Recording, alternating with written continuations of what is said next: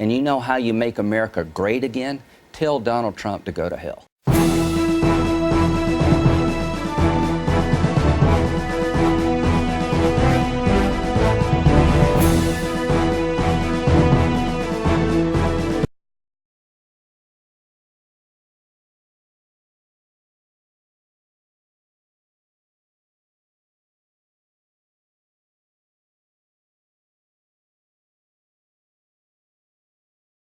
There's a really funny video of Republican Senator Lindsey Graham from 1999, which has sort of been revived, and it tells us exactly why Donald Trump could well be impeached in 2019. Now, it's really important to understand the context, and that what I'm going to play for you is not to make an argument for or against the impeachment of President Donald Trump.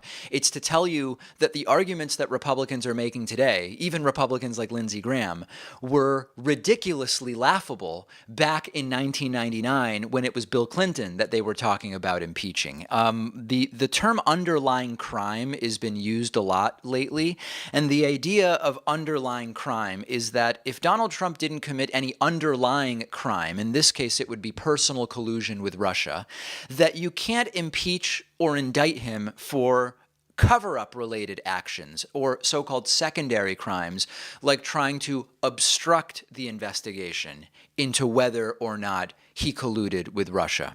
And Trump has been continuing to parrot this on Twitter. I mean, it's really getting a lot of oxygen. Trump tweeting, quote, "Only high crimes and misdemeanors can lead to impeachment. There were no crimes by me, no collusion, no obstruction." By the way, no obstruction, that doesn't appear to be true.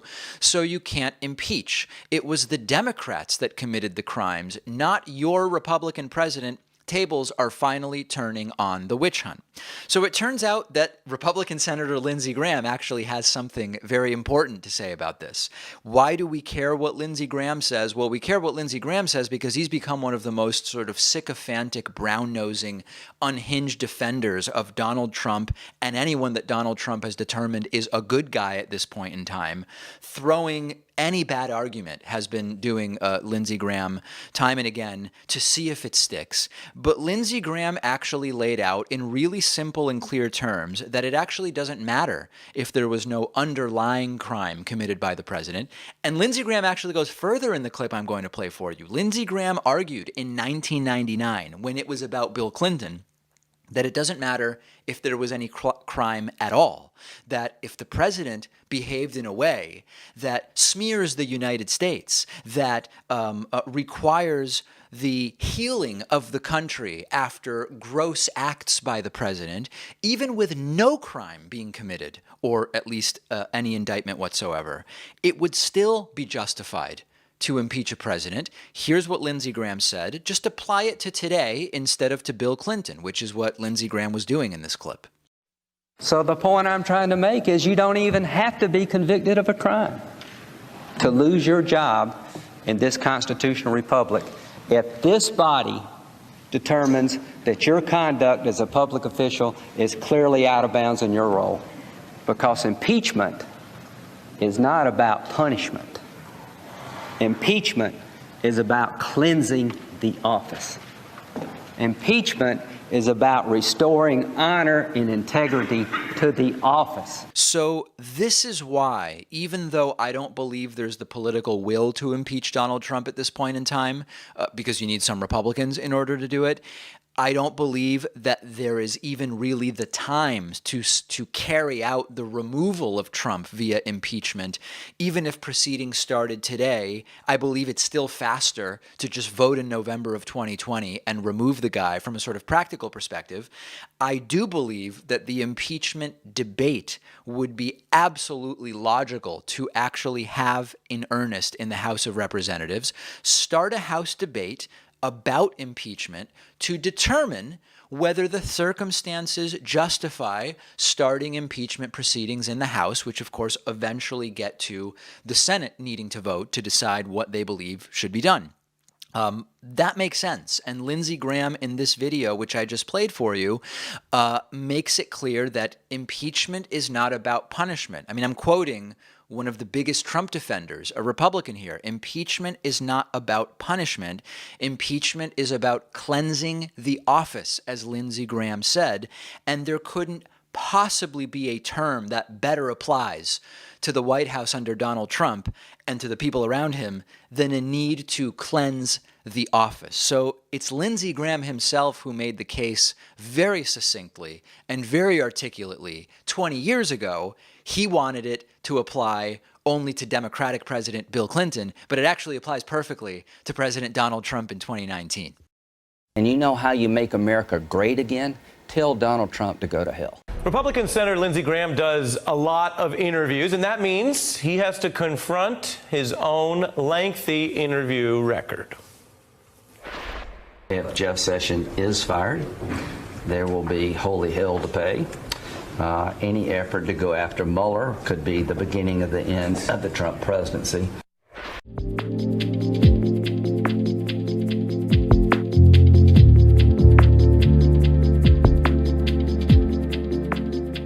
I don't know what's happened to Lindsey Graham. I'll be honest with you. I haven't talked to him in a long time. And then now it's like he had a brain snatch, you know?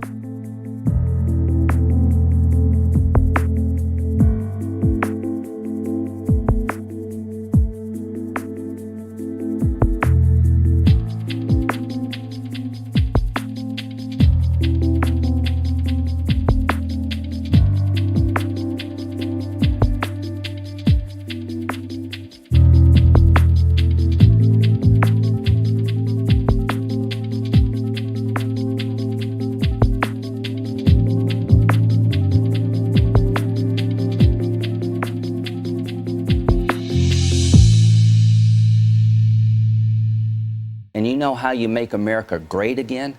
Tell Donald Trump to go to hell. I mean, she was Secretary of State, First Lady, United States Senator. She lost to Donald Trump. I lost to Donald Trump. Jeb Bush lost to Donald Trump. Maybe we should be a little bit reflective. I've chosen to be reflective. I've chosen to try to find out how to make Trump successful, but not at all cost.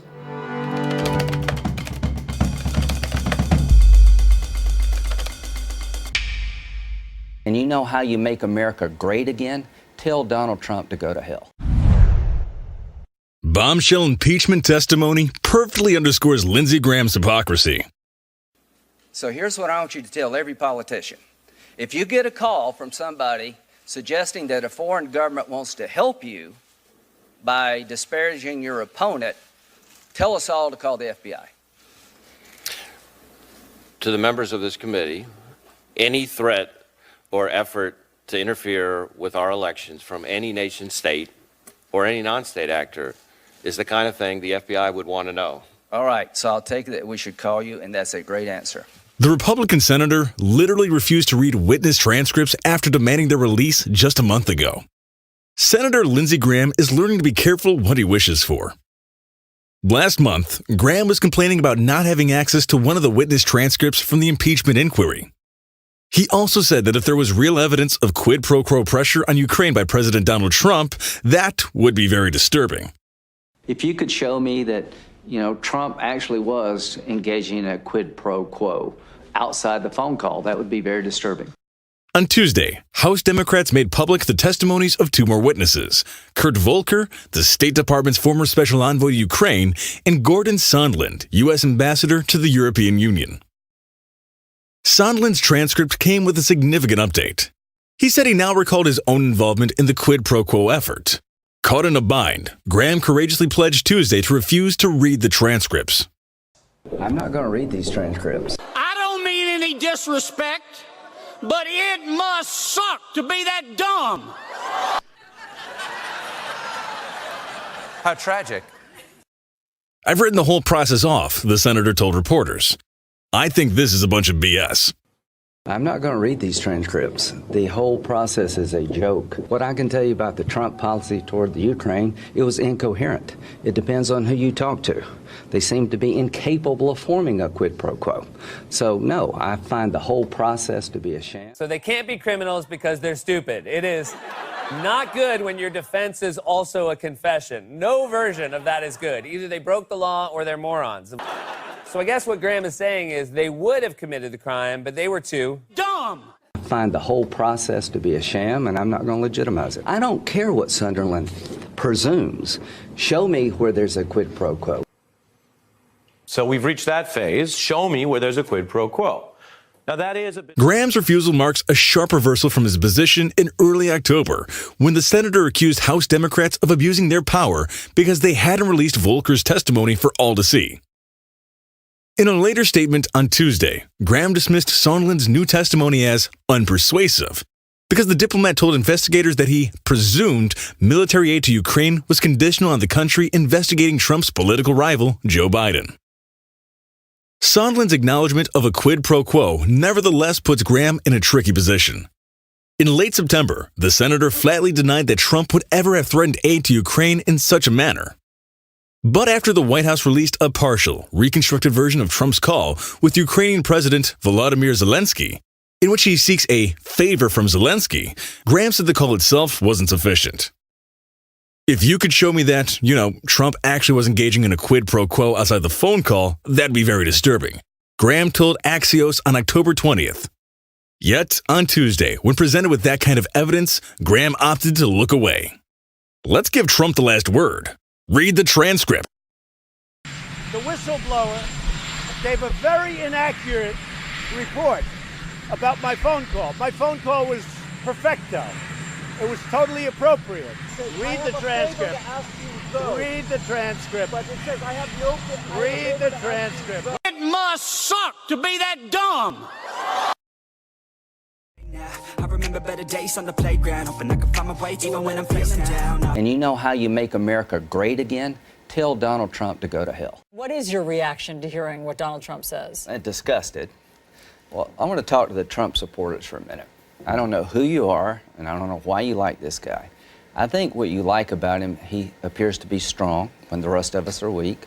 He's a very successful businessman, and he's going to make everything great. He's going to take all the problems of the world and put them in a box and make your life better. That's what he's selling. Here's what you're buying. He's a race-baiting, xenophobic, religious bigot. He doesn't represent my party. He doesn't represent the values that the men and women who wear the uniform are fighting for. I've been in the Air Force for 33 years. I retired this June. He's the ISIL Man of the Year, by the way. He just got back from Iraq a week ago this Monday. I know. We interviewed you live from there. You were with Senator John McCain, and you were going into Iraq to get a status report. What were they saying there about all of this? The military leadership and the diplomatic corps. Now, we have young men and women in harm's way all over the world, particularly in the Mideast. They were concerned about this rhetoric because the enemy will use it against us. So what was a concern last week has to be DEFCON 4 this week.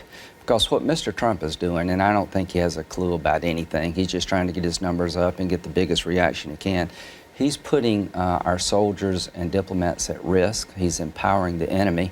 And this ban, if it's actually enacted, would take people who have been interpreters, who came to our side in Iraq and Afghanistan, who are under siege in their own countries, and basically becomes a death sentence for them. You're saying he's empowering the enemy. Yes. You draw a direct line between his rhetoric and what, recruitment for ISIS? Yeah, they use that to turn the region against us. Our diplomats and military commanders were very worried when the guy was going to burn the Koran. Remember that, the guy in Florida? Yep. I've been there 36 times. I can tell you that most Muslims, most people in the faith, reject this radical ideology. The reason we'll win this war is because very few fathers and mothers want to turn their daughters over to ISIL. The way you win the war, just don't kill terrorists. You invest in the lives of others. Young people in the Mideast are less sectarian. That's where we should be investing. Giving a young woman a voice about her children in the Mideast is the ultimate antidote to terrorism. That's how you win the war. A hopeful life versus a glorious death. And what Mr. Trump is doing is undercutting everything we stand for. He's undercutting how you win the war. He's empowering the enemy, and he's putting people at risk who are serving our country. Now, he's never served. Going to a military high school, Donald, is really not military service. You've never worn the uniform. You've never been on a forward operating base. You've never been at a PRT as a member of the Department of Justice or the Department of State. You've never been a USAID worker going into some devastated poor area in Iraq and Afghanistan trying to help our country by helping others. So knock it off. You're putting people at risk. He is empowering radical Islam. And if you knew anything about the world at all, you would know that most Muslims reject this ideology, and they've died by the thousands trying to combat this radical ideology. You're undercutting their efforts. You're slandering their sacrifice. You're marginalizing what they're trying to do to make the world a better place. You know how you win this war? You side with people in the faith who reject this ideology, which is 99%. And you know how you make America great again? Tell Donald Trump to go to hell. This is a political vendetta. Mueller, to me, was the final authority on everything Trump. I've read the transcript for myself. I made up my own mind. Volker, the special envoy, said there was no quid pro quo. Sunderland has changed his testimony to say he presumes there was. What I can tell you about the Trump policy toward the Ukraine, it was incoherent. It depends on who you talk to. They seem to be incapable of forming a quid pro quo. And you know how you make America great again? Tell Donald Trump to go to hell.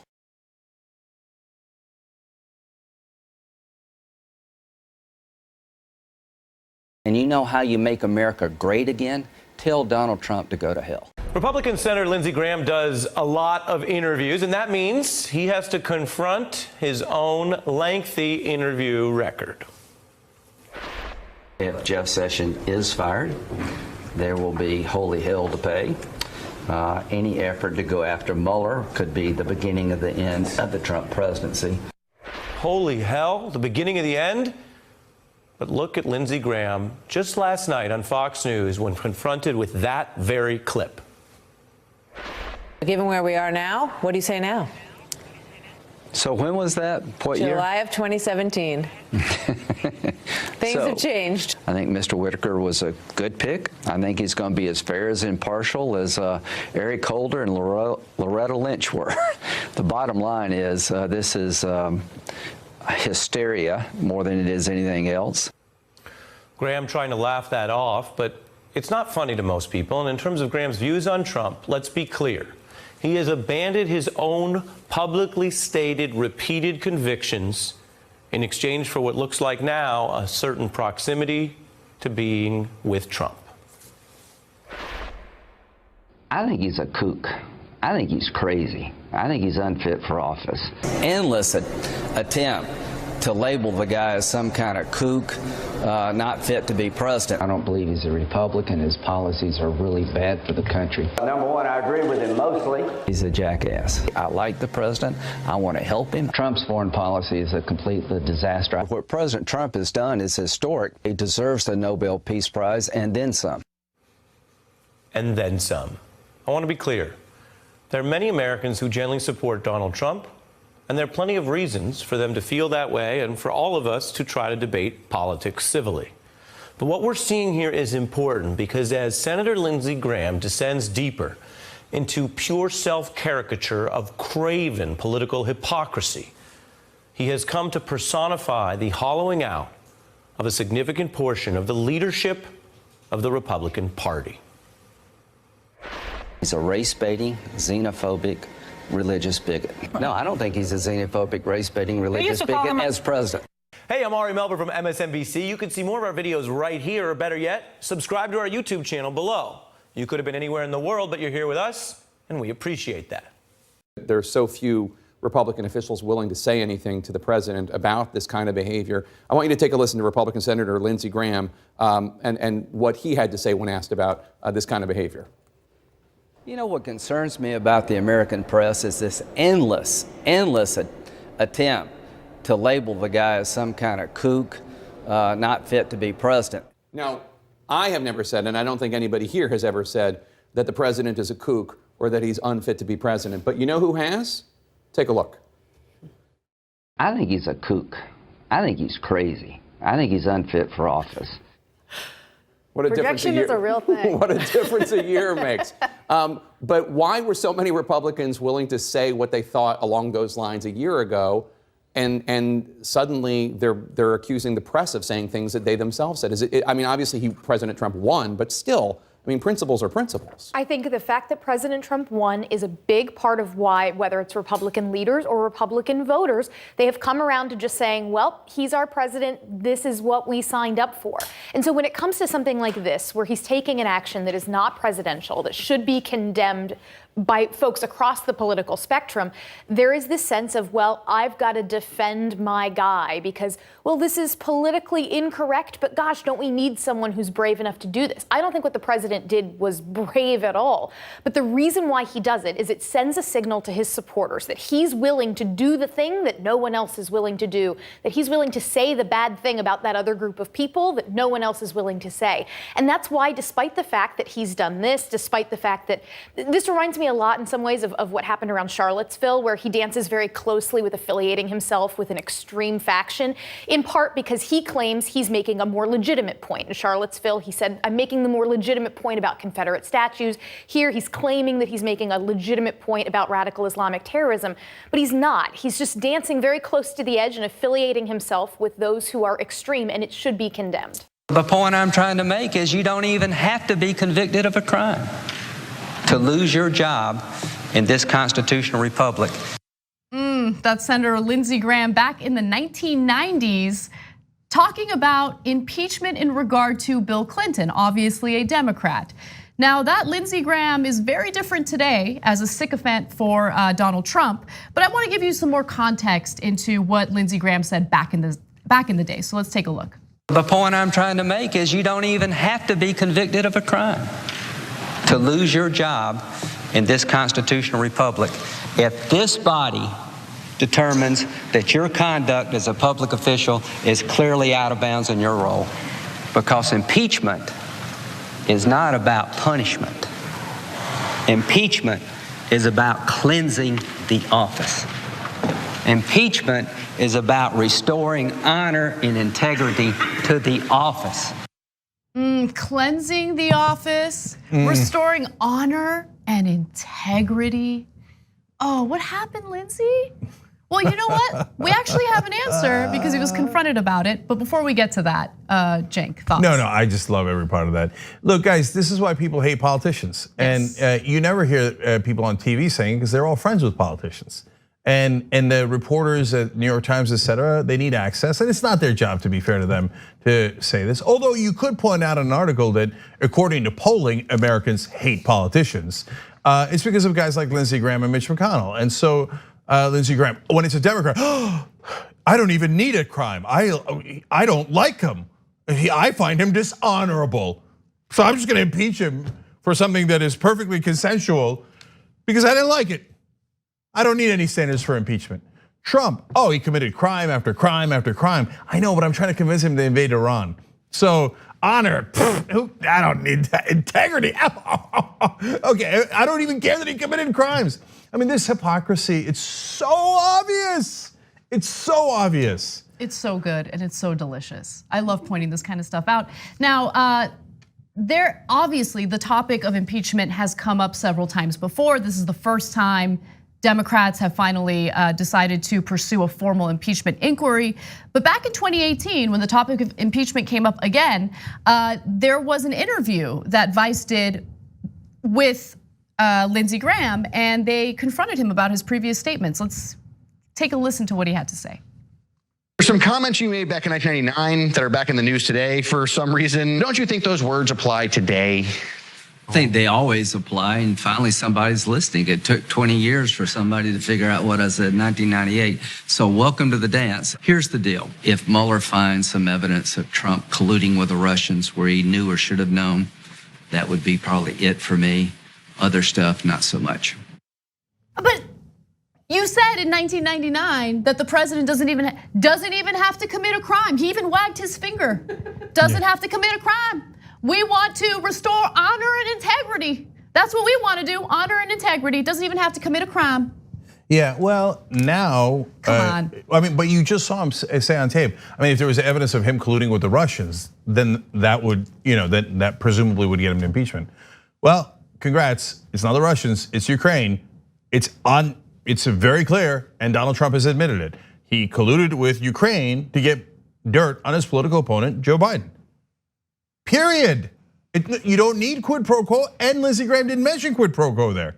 He didn't say, oh, okay, if this or that. No, it's just, do you collude with a foreign government on interfering in our elections? That's exactly what Trump did in the case of Ukraine and the favor he asked to target Joe Biden. So even by Lindsey Graham's shifting standards, he should still vote for impeachment. But on the other hand, I'm a politician and I'm a slime ball, and I can't wait to invade Iran because I love wars. Where's my Czech military-industrial complex? Raytheon, I'm here for you, don't worry. Shifty Lindsey. All right, so just so you guys really visualize the changing perspectives of Lindsey Graham, depending on who's president at the time, let's take a look at Graham then versus now. If you determine that he committed the crime of perjury, and you determine that he committed the crime of obstruction of justice, based on the precedent of the Senate, I think you'd have a hard time saying under the situation in this case that that's not a high crime. He doesn't have to say go lie for me to be a crime. You don't have to say let's obstruct justice for it to be a crime. You judge people on their conduct, not magic phrases. To impeach any president over a phone call like this would be insane. But Lindsey Graham's not alone.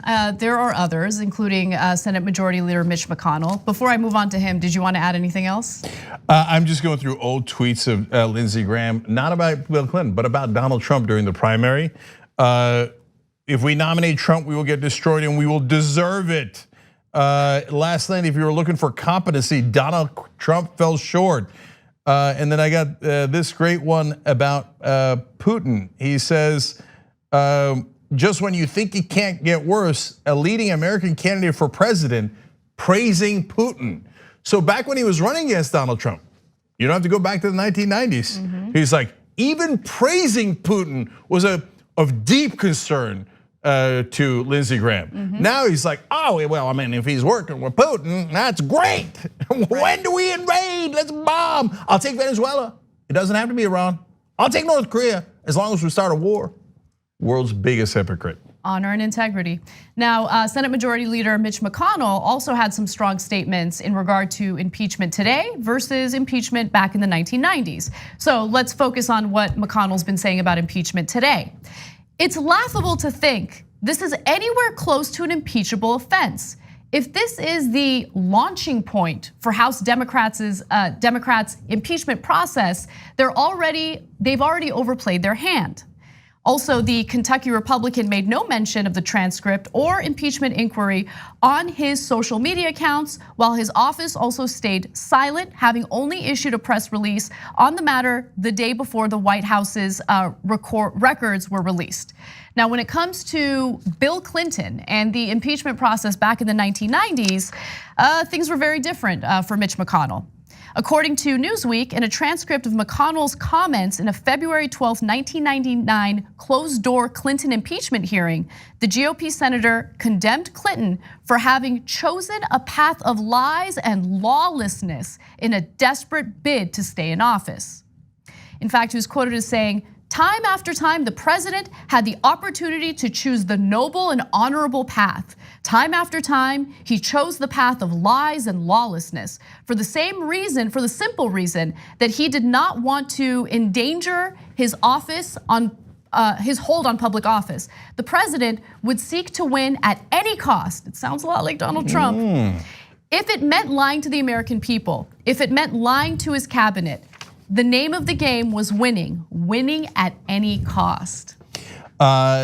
Washington Post fact checkers say that as of August 5th, so we're now way past that, Donald Trump had told 2,019 falsehoods or misleading claims. So Mitch McConnell, who pretended to care, well, I mean, look, there's no law breaking or anything by Bill Clinton, but oh my God, he told a lie. He once told a lie about a consensual affair. I am so moved by that. I have to impeach, I don't have a choice. Donald Trump has told 12,000 lies while in office. Well, golly gee, I don't think lies make really much of a difference at all. I know what they're hanging their hat on. Oh, well, look, the Bill Clinton we dragged in front of a grand jury, in front of a proceeding where he had to swear, and so it was sworn testimony, etc. Donald Trump refused to cooperate with prosecutors, so he never had to do that, right? Right. He was never under oath. Yeah. Yeah. So if that's the read you want to hang all of your things on, God bless, go forward. But every American knows. Look. Was Bill Clinton always honest? No, of course not. The one lie he told about Monica Lewinsky, you think that was his only lie? No, he told many, many lies. But if you're talking about being concerned and impeaching people based on lies, even the MAGA guys know Donald Trump has told way more lies than any politician ever, right? So they might not concede that, but they know he's told more lies than Bill Clinton, and they know he lies on a regular basis. So Mitch McConnell with the, oh my God. Whenever it's a Democrat, they always get the vapors. Oh, always. Right, they're like, always. Oh, I do declare, this is outrageous. Remember the constant panic over Obama's executive orders? Oh, yeah. Now they're like, no, of course you have to do executive orders. Yep. Well, obviously, how else would you run the government? Okay, so now I'm gonna give you one last one from Lindsey Graham. This is now after he got beat in the primaries. Now he's trying to befriend Donald Trump. So there's Lindsey Graham who was like, hey, oh, Bill Clinton should be impeached on anything. I don't know, he walked on the wrong side of the road, right? Now he's like, no, you shouldn't do impeachment even if there's crimes. Okay, then there's Lindsey Graham who hated Donald Trump. Then there's Lindsey Graham who's now kissing his ass, right? So he goes to play golf with Donald Trump. This is now in the ass kissing period, right? So somebody asked him, how'd you do against Donald Trump? Now remember, by the way, Trump also cheats in golf. So Golf Magazine covered that way before he was president. He'll constantly just pick up balls and throw them. Like, right? He once picked up a ball that wasn't even on the green, like, oh, that's obviously in. Anybody who knows Trump knows, and they'll say like, well, look, I like the guy, he's fun, but is he lying? Of course, he lies all the time, he cheats all the time. Anyway, so Lindsey Graham says about the golf outing, how bad did he beat me? I did better in the presidential race than today on the golf course. Oh my Great God. Fun, great host. Oh my God. Oh, that's so sad. I have to say, look, there are just countless downsides to this Trump presidency, but you got to take your wins where you can get them. Yeah. And one of the wins is how Donald Trump very effectively unmans these Republicans, especially the war hawks. Yeah, you know that Donald Trump doxed Lindsey Graham. Literally put out his phone number. And everybody started calling him with death threats, the Trump supporters. Beta. So he had to get a new phone. After one of the meetings, after the meetings in the White House, Lindsey Graham said, oh, how good did it go? Well, I gave him my new phone number. Oh my God. Oh, that's so sad. That's wonderfully sad. Look, Mitch McConnell's the heart of darkness and the worst politician in the country, I would say, including Donald Trump, because he keeps corruption going. Trump's an idiot, he's into personal corruption. Mitch McConnell built the machine of corruption, systemic corruption, where the donors buy off all of our politicians. But when it comes to sniveling politicians, I think Lindsey Graham even has McConnell and Ted Cruz beat. Yeah, definitely. I totally agree. He is the snivelingest of them all. Thanks for watching The Young Turks. Really appreciate it. Another way to show support is through YouTube memberships. You'll get to interact with us more. There's live chat emojis, badges. You've got emojis of me, Anna, John, JR. So those are super fun. But you also get playback of our exclusive member-only shows and specials right after they air. So all of that, all you gotta do is click that join button right underneath the video. Thank you. Article 3 of impeachment against Richard Nixon, the article was based on the idea that Richard Nixon, as president, failed to comply with subpoenas of Congress. Congress was going through its oversight function to provide oversight of the president. When asked for information, Richard Nixon chose not to comply, and the Congress back in that time said, you're taking impeachment away from us. You're becoming the judge and jury. It is not your job to tell us what we need. It is your job to comply with the things we need to provide oversight over you. The day Richard Nixon failed to answer that subpoena is the day that he was subject to impeachment, because he took the power from Congress over the impeachment process away from Congress, and he became the judge and jury. He doesn't have to say go lie for me to be a crime. You don't have to say let's obstruct justice for it to be a crime. You judge people on their conduct, not magic phrases.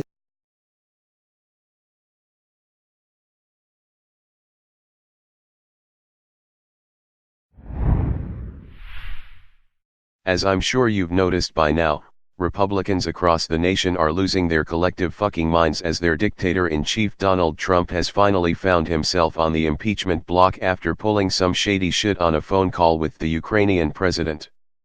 Honestly, their trepidation over the matter probably lies far more in their fear of what Trump knows about them and his ability to take them all down in flames with him rather than an actual desire to keep him as a president. But either way, they're pulling out all the stops to try to derail this thing before they go down Michael Cohen style. And who's leading the march on the end Trump's impeachment on a technicality trail? Well, none other than brown-noser Lindsey Graham himself.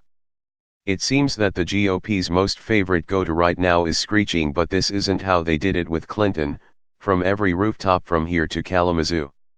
OL lapdog Lindsey got himself a little on the flustered side today when trying to do so.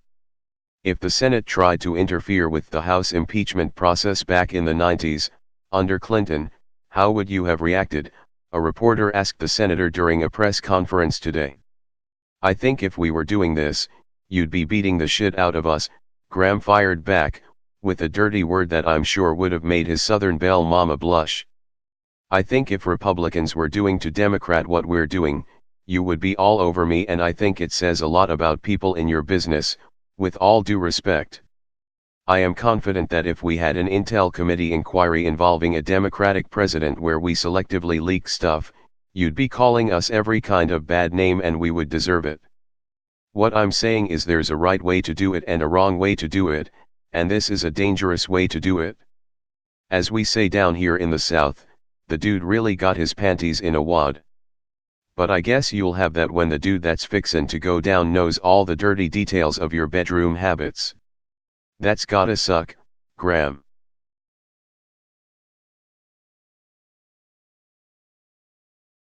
I mean, you have. Is that it? That's it.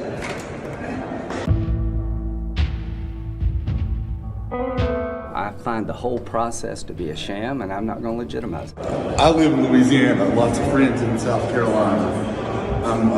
I see how you're paraded in the press, and I honestly believe that you believe in our democracy as I do. I came to D.C. because I'm a Marine. I went to Iraq, and I believe, as I believe that you do, that President Trump is not acting in accordance to his oath. The oath that you took and I did to defend the Constitution. You took an oath. Yeah, I did. I don't think. I mean, you have. Is that it? Yeah, that's it.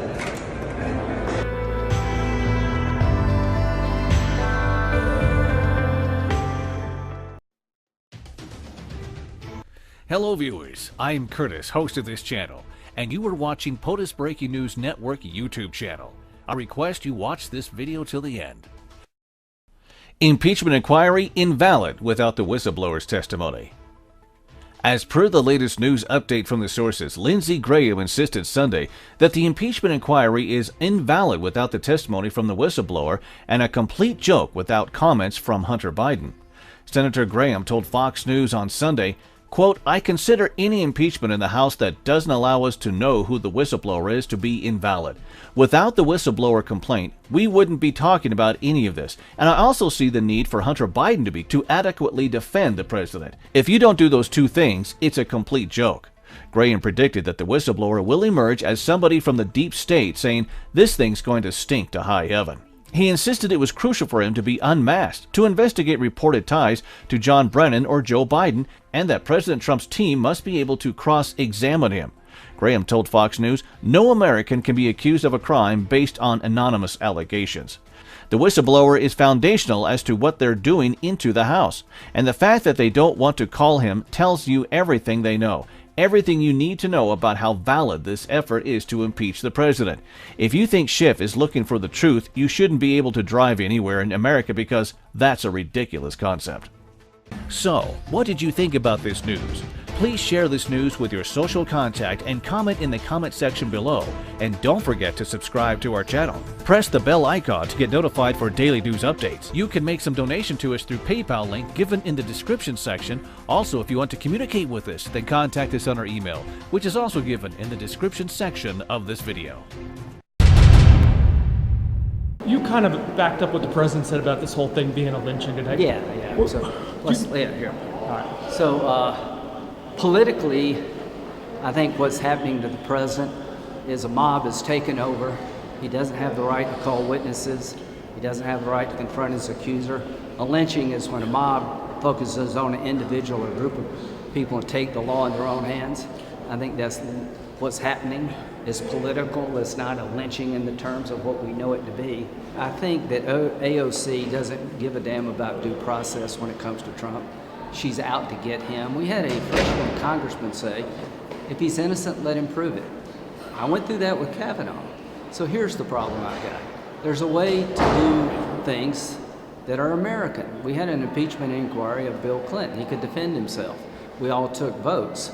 If you think what the president done is that bad, let the public know about it.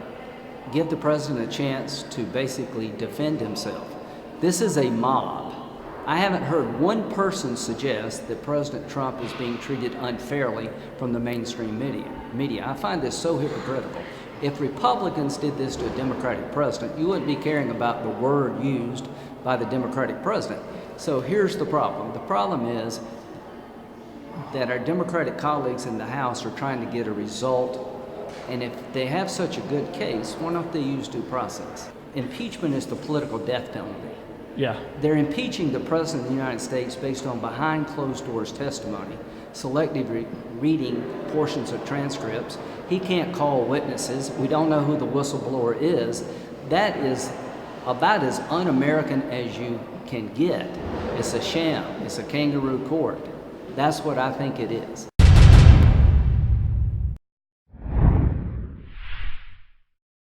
Lindsey Graham is coming for Adam Schiff, orders impeachment stopped for the sake of the country. Adam didn't think Lindsey would dare, here he comes.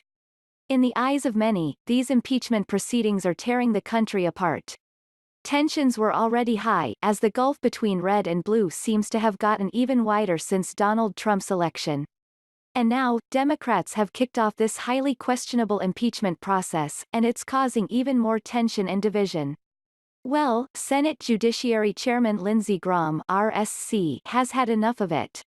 He just sent a powerful statement to House Intelligence Committee Chairman Representative Adam Schiff, DCA. And honestly, I think he's just saying what millions of Americans are thinking. Via Fox News. Adam Schiff is doing a lot of damage to the country, Graham said. And he needs to stop. Impeachment is tearing the country apart. I don't want to give it any more credibility than it deserves. Yes. Graham is absolutely right, and he's also right to refuse participation in the impeachment inquiry. He said he won't participate in things I think will destroy the country. Graham added that he's not going to turn the Senate into a circus. In my opinion, that's exactly what this impeachment mess is, a circus. I believe Schiff, House Speaker Nancy Pelosi, and now Jerry Nadler, DNY, are all causing huge damage to this country.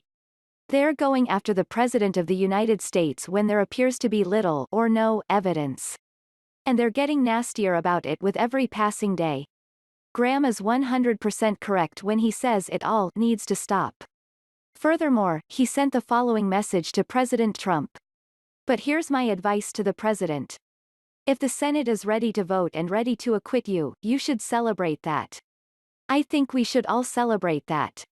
The bottom line is that America can't afford more division, and we can't afford more Democrats tearing us all apart. We need to remain strong and united, and that means ending this impeachment inquiry and returning to one goal. Making America great again. Share to tell Lindsey Graham to end impeachment immediately. This is what Strzok said on February the 12th, 2016. Now, he's in charge of the Clinton email investigation. Oh, he's Trump's abysmal. I keep hoping the charade will end and people will just dump him. October the 19th, 2016. Trump is a idiot. He's unable to provide a coherent answer. Sorry to the kids out there. These are the people that made a decision that Clinton didn't do anything wrong, and a counterintelligence investigation of the Trump campaign was warranted. If the person being threatened with withholding the aid, if they say I wasn't threatened, I don't care what any bureaucrat says. if the president of the Ukraine says, and he keeps saying, no, I did not feel that I had to do anything to get the aid. So you feel this changes nothing in your view? One, they got the money, and the president of Ukraine is the guy that you would call if you made a case. How do you have a quid pro quo when the person who is the subject of the pro said it didn't happen? Do you plan on reading these transcripts that were released? No. At this pivotal moment, President Obama chose to remain on the sidelines. The religious Nazis running Iran faced no consequences for their actions. The people of Iran received no support. Without the support of the world's greatest democracy, their effort was doomed. The Ayatollah and his henchmen, the Revolutionary Guard, killed, jailed, or terrified into silence every Iranian moderate.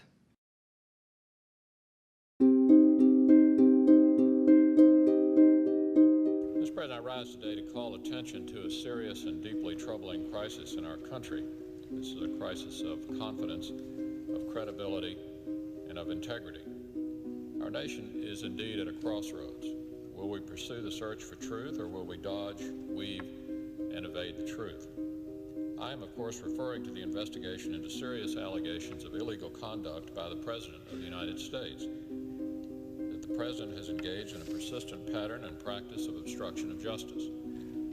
The allegations are grave, the investigation is legitimate, and ascertaining the truth, the whole truth, and nothing but the unqualified, unevasive truth is absolutely critical. The search for truth is being led by a highly capable former Solicitor General of the United States and a former judge of the United States Court of Appeals for the D.C. Circuit, Kenneth Starr. Mr. President, I'm deeply troubled today because Judge Starr's pursuit of the truth is being undermined every step of the way, every single day in the press by those whose sole mission is to attack and impugn the court-appointed independent prosecutor and the congressionally created process. And these attackers are not the journalists or the broadcasters. Mr. President, what troubles me the most here is that these reckless attacks, these ruthless onslaughts are being carried out by the closest advisors to the President of the United States. The smear campaign is being orchestrated by the White House. Last week, you used the rules so I could not proceed after delaying for 7 weeks. That's not going to happen as long as I'm chairman. You may not like what we do over here. You can vote no.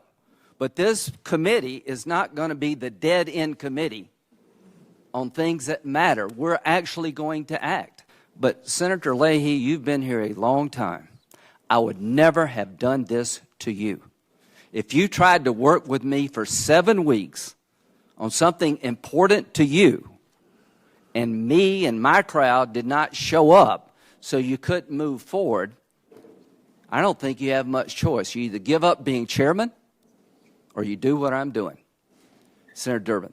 I should just note for the record, I wasn't here last week because a member of my family was being buried that day. Duly noted, and I apologize. I would note that 5 Republicans weren't here. I hope that they weren't at a family funeral, too. I don't mean to make it personal, but I was told nobody's going to come for the express purpose, so I could not mark this bill up. To you, I'm sorry about your loss. I did not mean it in those terms, but I was informed that nobody's going to show up, and it wasn't because of scheduling problems. Separate from these retweets, the fact there are these multiple reports coming out about what he is talking about in private again, about the Access Hollywood tape, and about the debunked conspiracy theory about where President Obama's birthplace. The fact that he's going back there right now in the midst of everything you and I have discussed, does that concern you at this point? You know what concerns me about the American press is this endless attempt to label the guy as some kind of kook, not fit to be president. He did win, by the way. He I'm beat not me labeling in him 16 anything. other. I know. Well, but I'll just be honest with you, Kate. Every time you turn on the TV, there are 3 cable networks. On one, he can do no wrong. On the other 2, he's a constant mess. And at the end of the day, he makes mistakes. And I hope I'm capable of saying I don't agree with you here, but I agree with you there. So it's pretty frustrating for most Republicans, quite frankly, that this 24/7 attack on everything the president does gets a little old after a while. Well, it's not, believe me, it's not, I would argue respectfully, Senator, it's not constant. But when these reports come out, and the White House is not denying them, well, why don't you ask worthy the of bringing president? up. I would be happy to ask the president. Okay, well, when you're all right. golfing with him next, tell him that Kate.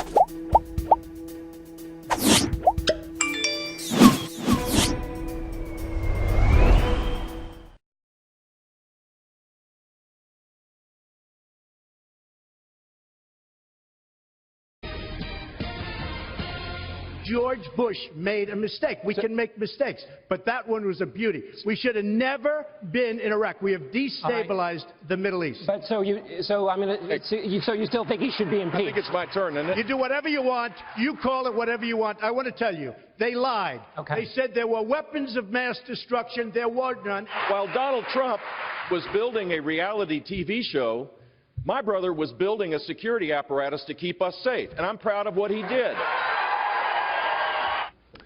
Since then, Trump has said he's not blaming Bush, but my next guest speaks for Jeb Bush. He's South Carolina Senator Lindsley Graham, Armed Services Committee. Sir, welcome back here out of Charleston, South Carolina today. And I bet you fell out of your chair when you heard that on Saturday night. But try and apply some logic to what Trump is doing here. Okay. What is his ultimate strategy? It'll be tough, but I'll dropping try. that. Go ahead. I have no idea other than he got mad and he doesn't have the temperament or judgment to control himself when he gets mad. This is kook land. This accusation comes from the far, far, far left, the conspiracy theories of the world. If I'm Barack Obama and a Democrat, I would do everything I could to nominate Donald Trump. He's disparaged women. He has an 80% disapproval rating among Hispanics. At the end of the day, he would be the most flawed nominee in the history of the Republican Party. When you slander George W. Bush in South Carolina, I hope there's some repercussions that flow from that. But to say that Bush was responsible for 9/11 and that he lied to the American people about the Iraq War is not going to go down well here, I hope. So then, just to get back to the conspiracy theory phrase that you mentioned there, perhaps, perhaps his own internal numbers told him that he had this huge lead even before the CNN poll came out last night. Right. Perhaps he put it all on red and said, listen, this is what I'm going to say at a week when 43 is going to be out on the trail, and this sets him up to battle Hillary Clinton. So he essentially disarms her argument in a national campaign. Go. I'm not going to try to get into the mind of Donald Trump because I don't think there's a whole lot of space there. I think he's a kook. I think he's crazy. I think he's unfit for office. And I'm a Republican, and he's not. He's not a conservative Republican. He's an opportunist. He could shoot somebody on Fifth Avenue, and 25 or 30% of the people would still follow him because he gives voice to their anger and their frustration. But he's not fit to be President of the United States. Any Republican who would accuse George W. Bush of lying to the American people about the Iraq War and being responsible for 9/11 is not a Republican. They're an extremist. They're crazy. Why then is he leading in your state? Why then? Because 25. Why then does he have a 2-to-1 edge with white evangelicals in South Carolina? They hate Obama. Trump gives voice to frustration and anger that's real. He accuses most illegal immigrants of being rapists and drug dealers. He plays into the idea that maybe Obama is a Muslim. There are a lot of people in my party who are very frustrated and angry with the Obama administration. He gives voice to that anger. 70% of us in South Carolina believe that Donald Trump is not a conservative Republican. We think that he's unfit for office, that he would be a terrible commander-in-chief. He doesn't have the temperament or judgment.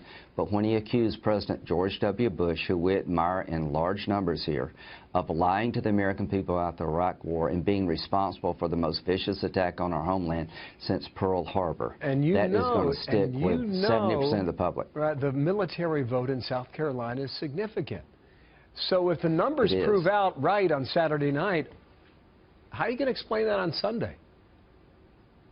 70% of the people will not vote for Donald Trump.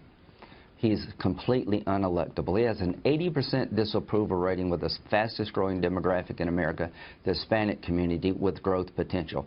60% of the people in a recent poll believe that Donald Trump would be the most likely best candidate to beat Hillary Clinton or Bernie Sanders.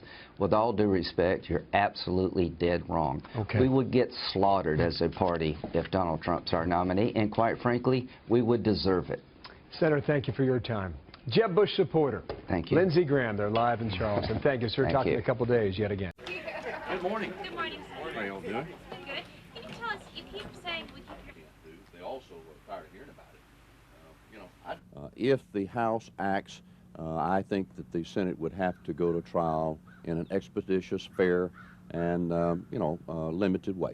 So it's out of the question then? Nothing is out of the question. This is Washington.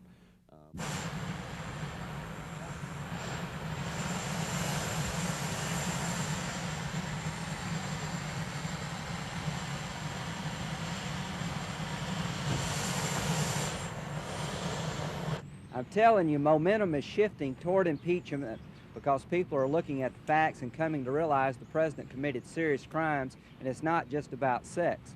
The idea of this is an accusatory function here.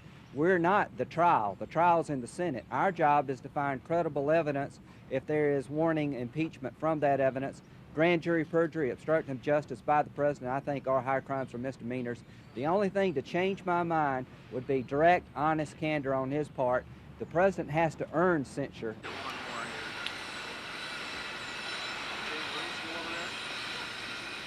It seems to me that a more practical and productive thing to do would be to follow a logical course of conduct, follow a logical process, and follow the evidence where it takes us.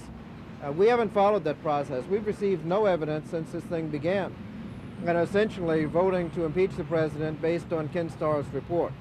If we're going to have a censure or if you're going to have an impeachment, we ought to go through that process, get the facts, determine what the facts are, and then come up with an appropriate conclusion. Prosecutors and Democrats in the Senate. Well, the partisan nature comes from the only...